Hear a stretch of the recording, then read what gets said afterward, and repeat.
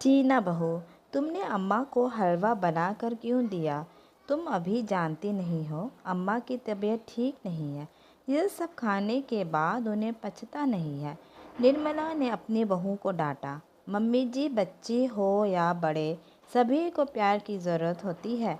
दादी कितनी दिनों से कह रही थी कि उन्हें बेसन हलवा खाना है, लेकिन आप देसी घी ना होने का बहाना करके टाल दे रही थी, जबकि आप भी जानती हैं कि घर में देसी घी भरा हुआ है। आज दादी ने मुझसे कहा तो मुझसे बहाना नहीं बना। मैंने आज दादी को हलवा खिलाकर उनको दिया। टीना बहू दादी को हलवा खिलाते हुए बोली।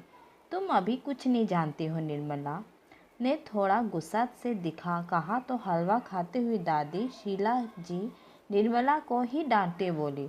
तू तो शुरू से मुझसे जलती थी, इसलिए मेरे खाने पीने पर रोक लगाती थी। वही मैं सोचूं कि इतना सारा घी मेरा बेटा लाता है, ख़त्म कैसे हो गया। आज टीना बहू ने तुम्हारी सब पोल खोल दी। तुमने सोचा कि बुढ़िया ने तो बिस्तर पकड़ रखा है, इसलिए सब राजपाट तुम्हारा हो गया। भूलो मत, मैं अभी भी इस घर की मालकिन हूँ। जो मेरा सेवा करेगा या घर जेवर उसी को दूंगी। निर्मला ने देखा कि अम्मा की बातों को सुन टीना बहू हंस रही थी। यह पहला मौका नहीं था जब निर्मला की सास शीला जी ने उसकी बहू टीना के सामने उसे नीचा दिखाने की कोशिश की थी। बेटे की शादी को अभी एक हफ्ता ही हुआ था। बेटा टीना बहू को लेकर घूमने जा रहा था तो निर्मला ने टीना से साड़ी पहनने को कहा। टीना बहू, अभी कुछ दिन तक तुम साड़ी ही पहनो। आस पड़ोस के लोग देखेंगे तो बातें बनाएंगे और फिर तुम्हारी दादी सास को भी अच्छा नहीं लगेगा। अरे क्या नहीं अच्छा लगेगा मुझे? तूने बड़ा मेरा मान रखा था जो उसे समझा रही है। खुद हमेशा मनमानी की और आज बहू को बड़ा संस्कार का ज्ञान दे रही है। टीना बहू, तुझे जो पहनना है पहनो, मैं हूँ ना। तुम्हें अपनी सास की बात सुनने की कोई ज़रूरत नहीं। शीला जी टीना से निर्मला जी की बुराई करने लगी। अम्मा जी, यह आप क्या सीख दे रही है मेरी बहू को? आज तक मैंने आपकी कौन सी बात नहीं मानी। जब से आपकी बहू बनकर आई हूँ, सिर्फ आपके बनाए नियम का ही तो पालन किया, और मैं आपकी ही तो हर बात को टीना बहू को समझा रही थी। निर्मला, जिसने कभी भी शीला जी की बात का विरोध नहीं किया था, आज अपनी बहू के सामने अपनी बेइज्जती बर्दाश्त नहीं कर सकती और बोल पड़ी। शीला जी ने उसे ही पकड़कर बात का पतंगर बना दिया। सास बनते ही बहुत जुबान चलने लगी और फिर उस दिन के बाद से टीना बहू को अपने कमरे में बिठाकर सिर्फ निर्मला की बुराई करती। निर्मला अगर टीना से कुछ कहती तो शीला जी तुरंत टोकने लगती। उसकी बात को काट कर उसे ताने देने लगती। शुरू शुरू में टीना चुप रहती थी, लेकिन उसे भी समझ आ गया था कि दादी जी की हुजूरी करने में ही उसका भला है। तो वो भी निर्मला की बात को काटने लगी और जब शीला जी उसे कुछ कहती तो वह हंसने लगती। ठीक है अम्मा जी, आपसे और आपकी लाडली बहू से हारी। आज तक उसकी सेवा आपसे या घर और जेवर के लालच में नहीं की थी, लेकिन अगर आपको यही लगता है तो अब से आपकी सभी जिम्मेदारी से मैं मुक्ति लेती हूँ। मैं कुछ दिन के लिए अपने मायके जा रही हूँ। आपकी टीना बहू सब संभाल लेगी। निर्मला ने भी आज अपना फैसला सुना दिया। हाँ तो जाओ ना, मेरी टीना बहू सब संभाल लेगी और देखना तुमसे ज़्यादा अच्छे से संभालेगी। क्यों टीना बहू, संभाल लोगी ना? शीला जी ने निर्मला को ताने मारा और साथ ही टीना बहू से भी हामी भरवा दी।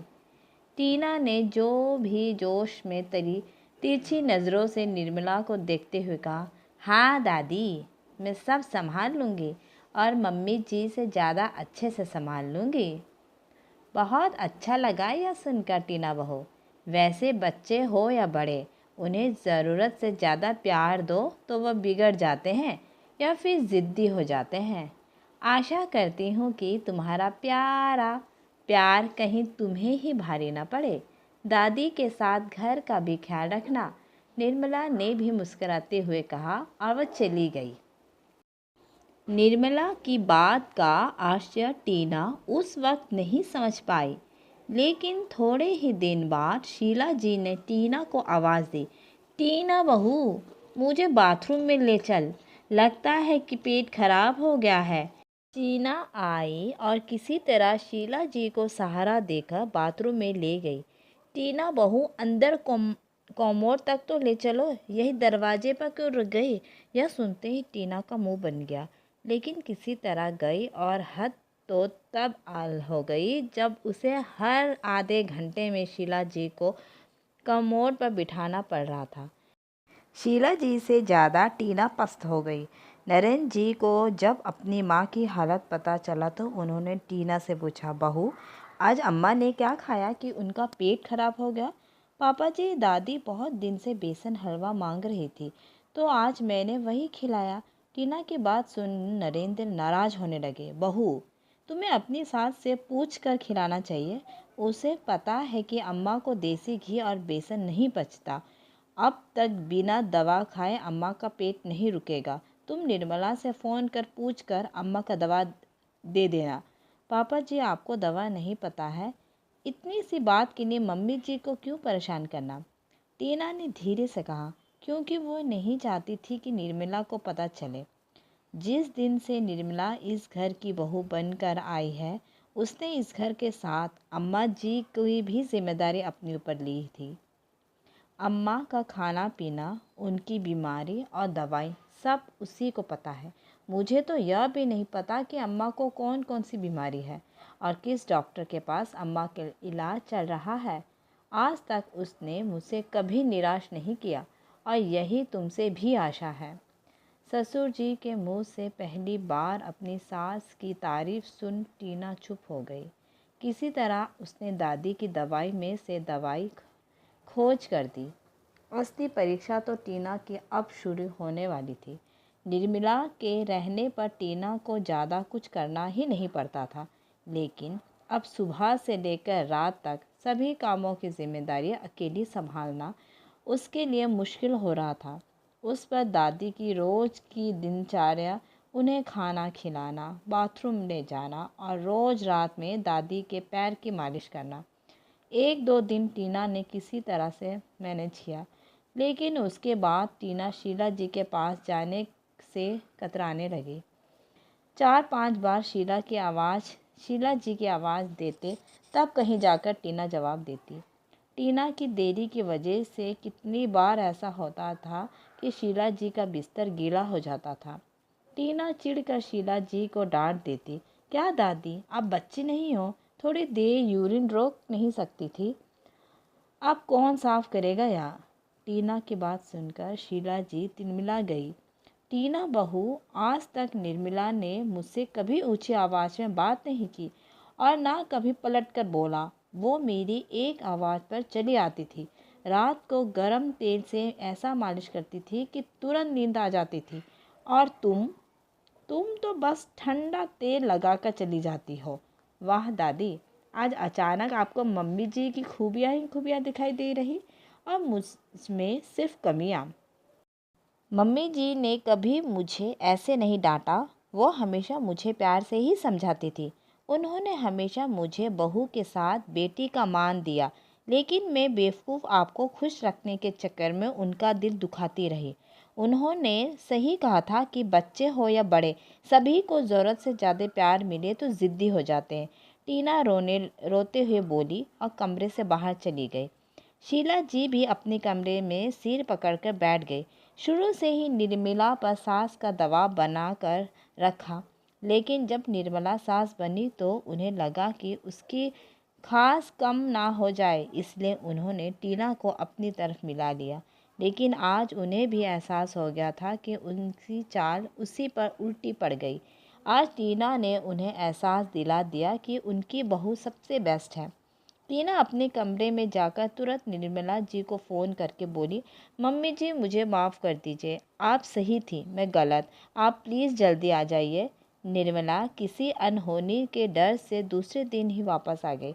आते ही वो शीला जी के कमरे में गई उसे देखते ही शीला जी उसे लिपट कर माफ़ी मांगने लगी। माफ़ कर दो रे बहू, मैंने कभी तेरी कद्र नहीं की। तू ही इस घर की असली हकदार है।